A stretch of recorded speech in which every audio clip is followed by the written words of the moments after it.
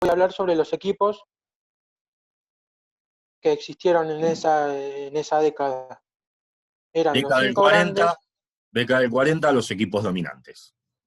claro, Perfecto. eran los conocidos hoy en día 5 grandes: Boca, River, Racing, Independiente y San Lorenzo, y además Ferrocarril Oeste, Chacarita, Estudiantes y Gimnasia de la Plata, Vélez, Atlanta, Banfield, Huracán, Platense y Lanús.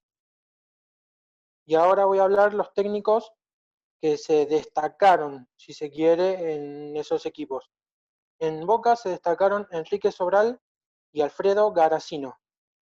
En River se destacaron José María Minella y Renato Cesarini. Voy a aclarar otra cosa. Hay varios técnicos que se repiten en los equipos. En Racing se destacaron Guillermo Stabile, Renato Cesarini y Emilio Firpo. En Independiente, Fernando Bello. En San Lorenzo, Roberto Stabile, Diego García y Rinaldo Martino. En Ferro, Mario Fortunato. Chacarita, otra vez Renato Cesarini. Estudiantes, Guillermo Stabile, Eduardo Sandé y Alberto Sosaya. En Gimnasia, Emérico Hirschil, José María Minella y Roberto Scarone. En Vélez, Victorino Luis Espineto. En Atlanta, José María Casullo. En Banfield, Renato Cesarini. En Huracán, Guillermo Stabile, Pablo Bartolucci, Alejandro de los Santos. En Platense, otra vez Alberto Sollaza. Y en Lanús, Santiago León Amatraín y Alberto Sollaza. Ahora le paso la palabra a mi compañero Matías Gómez. Hola, buen día a todos. Bueno, yo voy a comenzar hablando sobre La Máquina, el equipo de River Plate que dominó el fútbol argentino. Bueno, este equipo formó una de las delanteras. Estaba integrada por Muñoz, Moreno, Labruna, Pederna y Lustó. Casi todos estos jugadores del equipo salieron de las inferiores del club. José Manuel Moreno, lo que cuentan, lo ponían a la altura o superior de Pelé.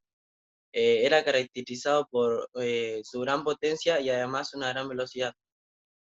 Félix Lustó era apodado el ventilador, ya que le decía que le daba aire a todos sus compañeros porque se lo veía en cualquier posición de la cancha.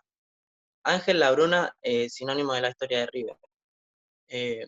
Bueno, La Máquina era caracterizada por su fútbol de desborde y velocidad, cimentado en el juego de un toque constante y constante movilidad. Sentó las bases de lo que hoy se conoce como fútbol moderno: 2 mediapuntas, 2 extremos y un delantero, o lo que hoy mismo Muñoz y Pederna como iniciadores, y Moreno y Lustó en el papel de asistentes y Labruna como referente goleador.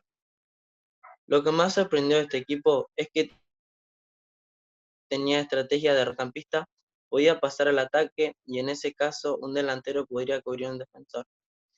En el término de la época se lo denominaba uno entra y otro sale. La Máquina es muchas veces catalogada como pionera de la práctica del fútbol total. Con la base de esa delantera, la institución ganó 3 campeonatos entre 1941 y hasta 1945. Luego en el equipo fueron intercalando con otros grandes jugadores como Rossi y Di Stéfano. Lo fundamental que dejó esta etapa fue su trabajo de base y un estilo muy marcado de buen trato de pelota.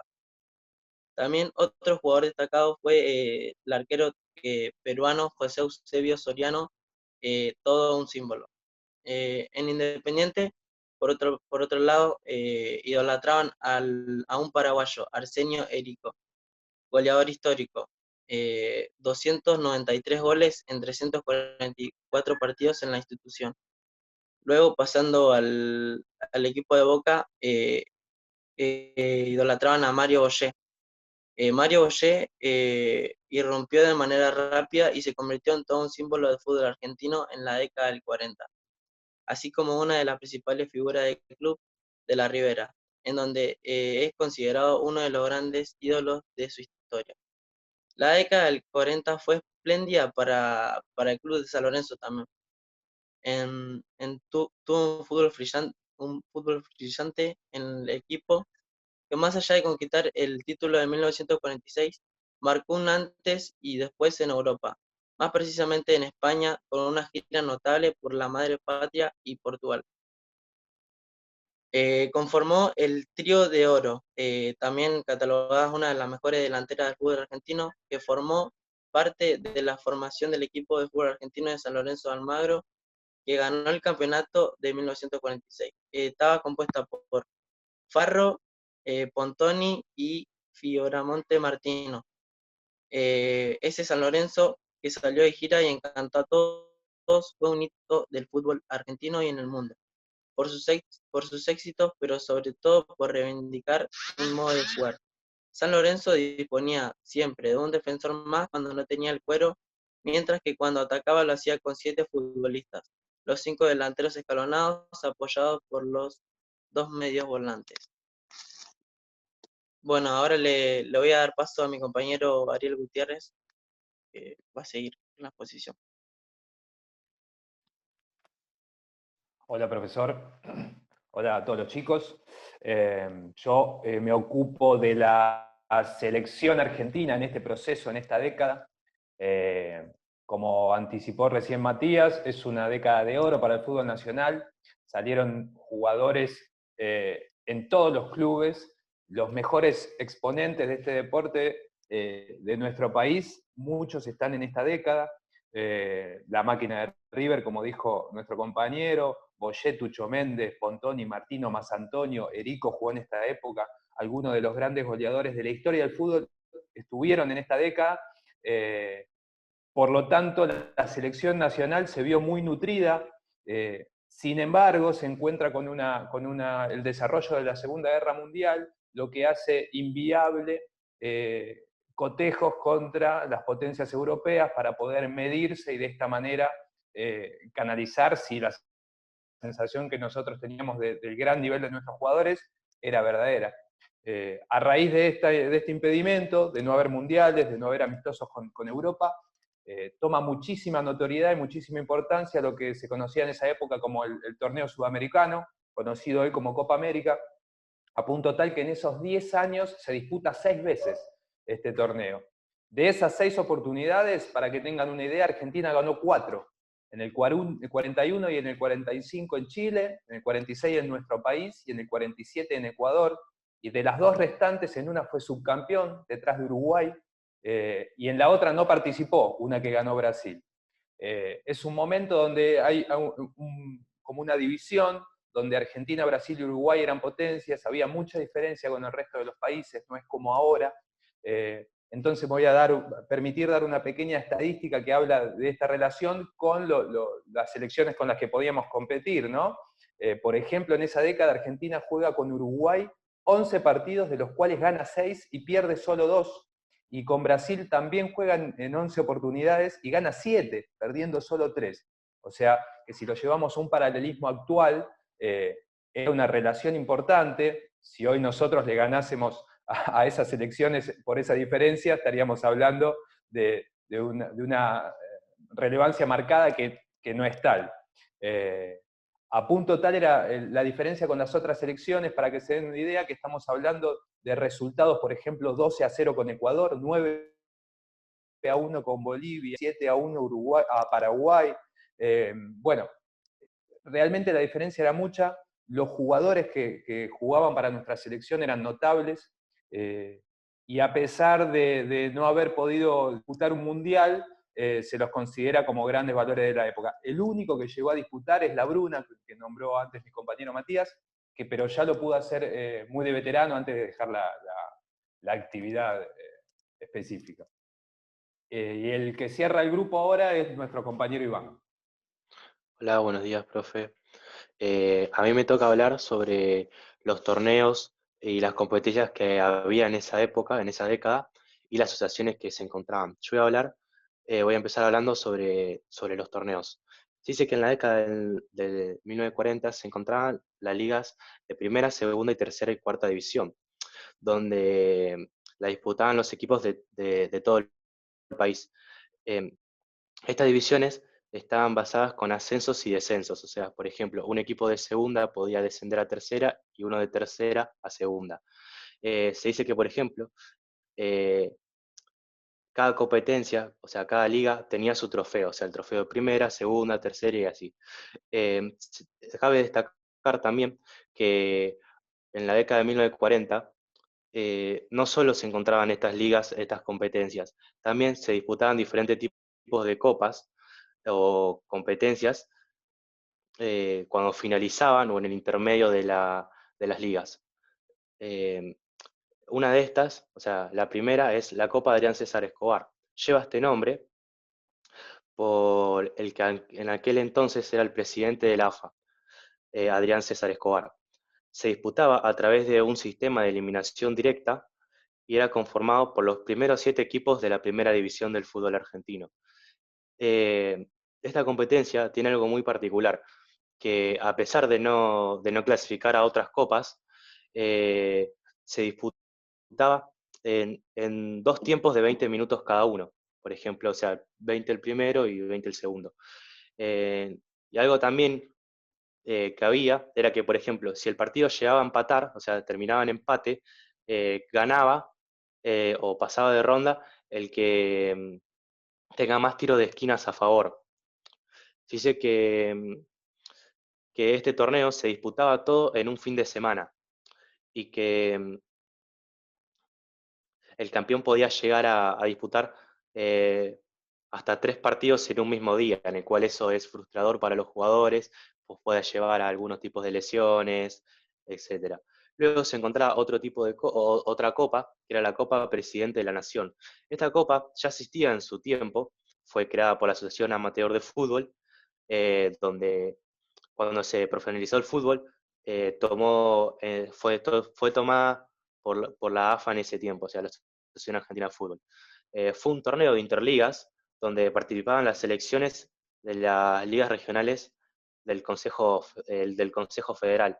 En algunas de estas, hubo un tiempo, en 1942, que en esta liga se incluyó a equipos de Capital Federal y el resto de las provincias de Buenos Aires. Eh, la Copa Dr. Carlos Ibargüen lleva este nombre, esta copa, por el aquel entonces ministro de la Justicia e Instrucción Pública de la Nación, Carlos Ibargüen. Esta copa se disputaba por los campeones más fuertes del país, o sea, los de la Liga de Buenos Aires, eh, representados por la AFA, y los de la Liga Rosarina de Fútbol. Solo que en 1940 se incluyó al campeón del torneo del litoral. O sea, en este torneo se encontraban equipos de Rosario, Santa Fe y Paraná.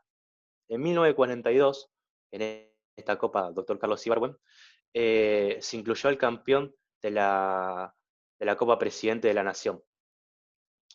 Otra de las competencias que había fue la Copa de la República, que fue organizada por la AFA entre 1943 hasta 1945, donde es la que hoy conocemos como la Copa Argentina. Esta se jugaba a eliminación directa entre 8 equipos, ya anteriormente clasificados, que eran 4 de las ligas regionales y otros 4 eran de la primera división del fútbol argentino. Se dice que los 4 finalistas de esta copa te llevaban a la Copa de Competencia Británica. ¿Qué era la Copa de Competencia Británica? Era una competencia organizada por la AFA entre 1946, perdón, sí, entre 1944 hasta 1946, que la disputaban equipos de primera división. Se jugaba a eliminación directa y a partido único. Se dice que en las ediciones del 44 y el 45 se incluyeron a los 4 semifinalistas de la Copa República y que 1948 tuvo una edición, pero fue cancelada por la AFA en octavos de final. Algo para destacar también de esta competencia que fue que en la edición de 1946 se incluyeron árbitros de origen inglés. Ya para finalizar voy a nombrar las asociaciones que se encontraron en ese tiempo, que fueron Asociación de Fútbol Argentino, la que hoy conocemos también como la Conmebol, la FIFA y la Asociación Rosarina de Fútbol. Bárbaro, chicos. Agrego a la máquina, que lo nombró en algún momento Bruno, los entrenadores, que el proceso lo inicia Renato Cesarini, ¿sí? Y lo continúa Carlos Peuchele como entrenador de ese gran y famoso equipo. Bárbaro. Seguimos adelante, grupo J. Faltó Bernabé Ferreira también, profe.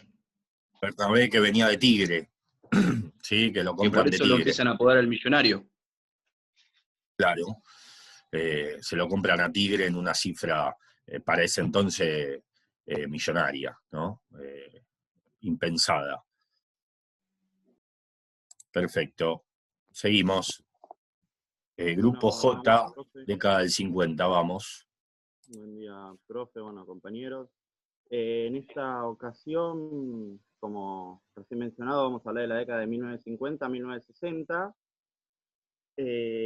Y bueno, el campeonato de 1950 comenzó el 2 de abril y terminó el 10 de diciembre en un todos contra todos.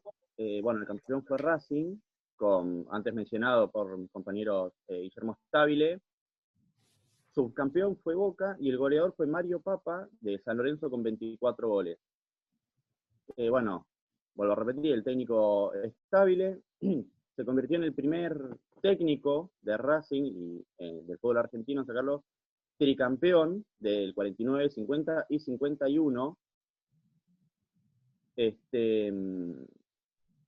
Bueno, ese torneo jugó Racing 34 partidos, ganó 23, empató 1 y perdió 10.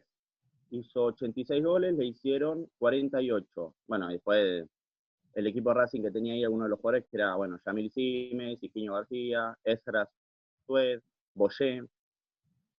Ese mismo año se juega el torneo Honor General Juan Domingo Perón, un torneo oficial donde participaron 12 equipos de la B divididos en 2 ruedas, 6 de cada zona, y fue, bueno, ida y vuelta. El campeón fue Colón y el subcampeón Unión. El partido, digamos, esa final que se juega entre ellos dos, lo gana Colón 1-0.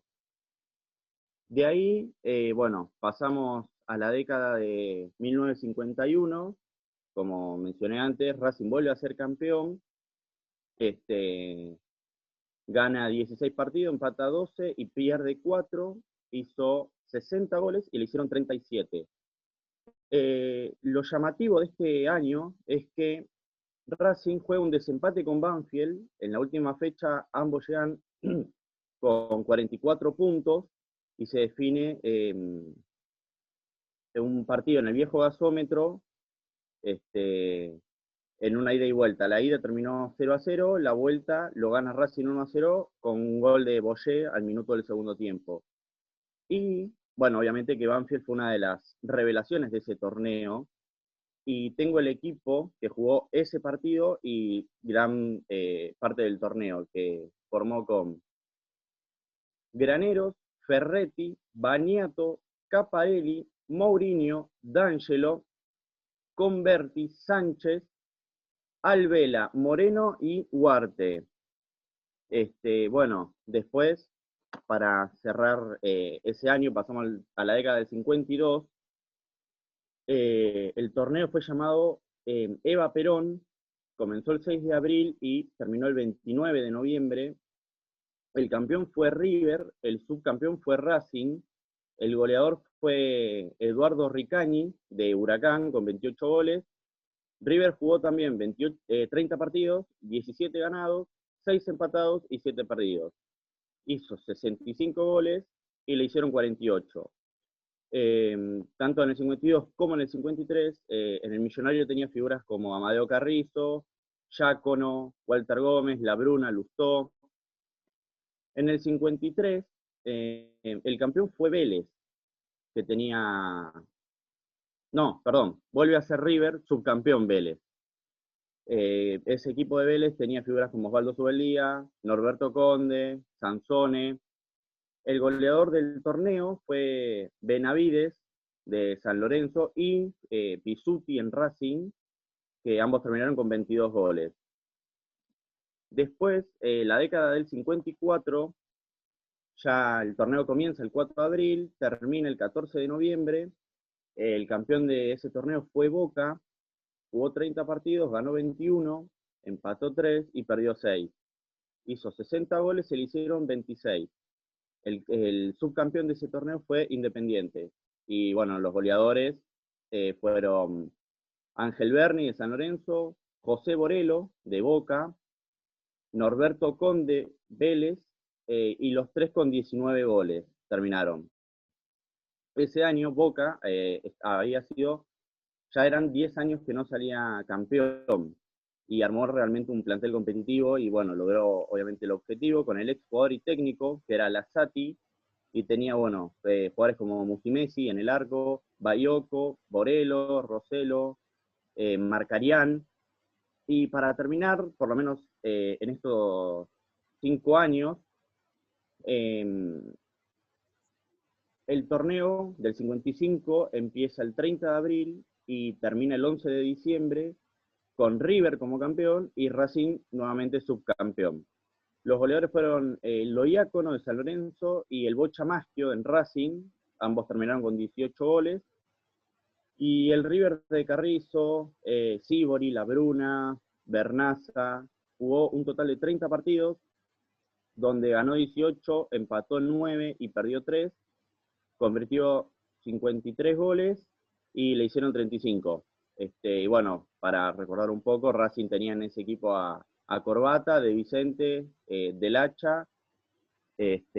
Bueno, acá por lo menos estos 5 años los terminé, y le doy el pie a mi compañero Fede Reyes y Leo Ramos, que van a seguir con los últimos hasta el 60. Gracias a vos. Bueno, siguiendo un poco con la línea de tiempo de mi compañero, River vuelve a la cima en el 55, incorporando en sus filas a jugadores como Pipo Rossi, Bairo, y la aparición de 3 jugadores claves, Sívori, Menéndez y Zárate en la delantera. Como así también la participación de Carrizo en el arco y La Bruna como conductor y goleador del equipo.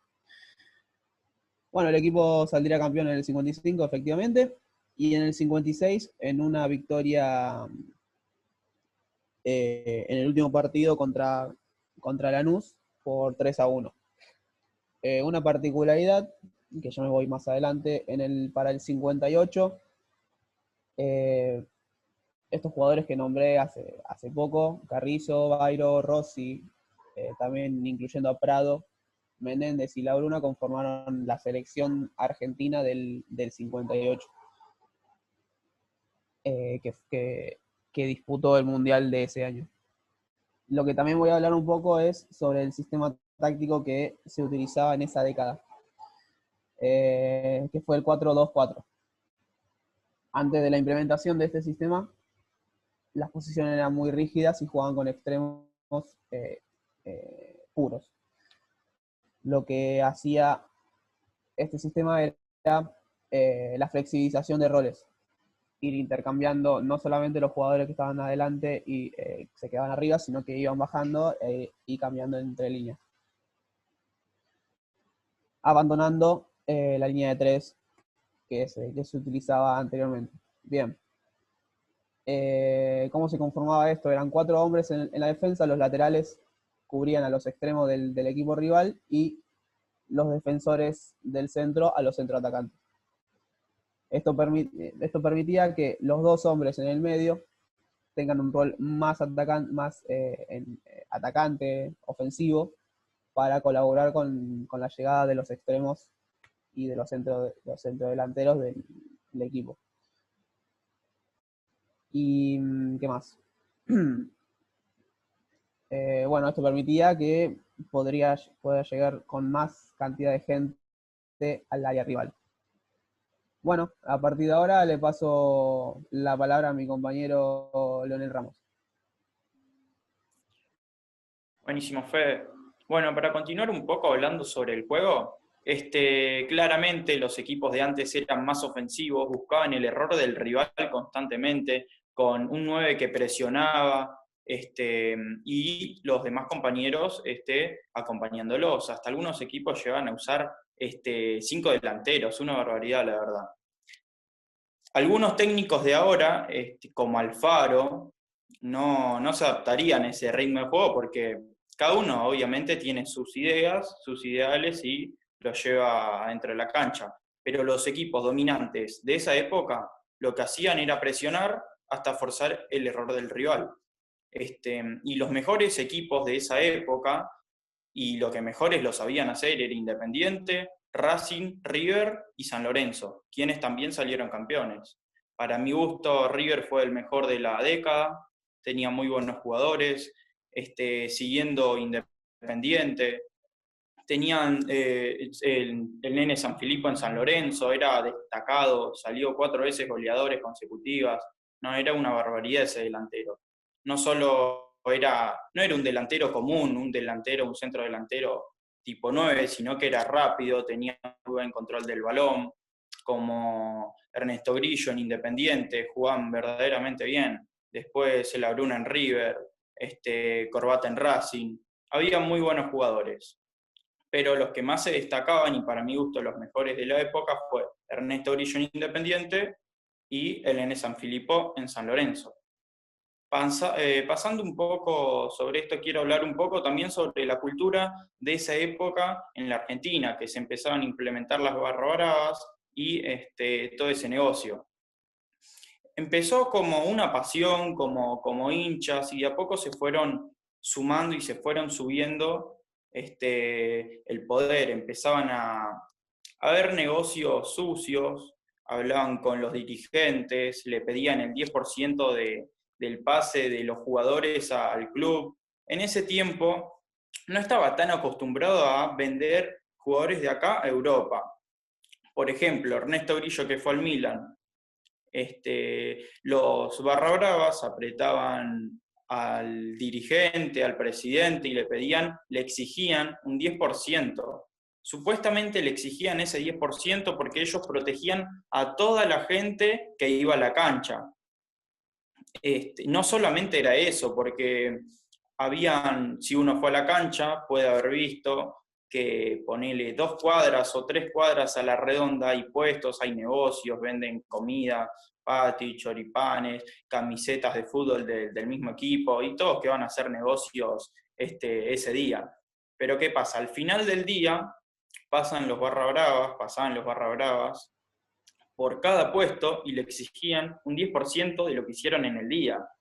O sea, imagínense que es una barbaridad y se llenaban de plata. Obviamente después también acompañaban a su club, iban, como en ese tiempo jugaban las Libertadores, Argentina estaba en lo más grande, acompañaban a sus clubes, los barras de River a River, jugaban en Brasil, en Uruguay, en Paraguay, iban a todos lados, eso sí, pero no hay que olvidarse que lucraban de una manera impresionante.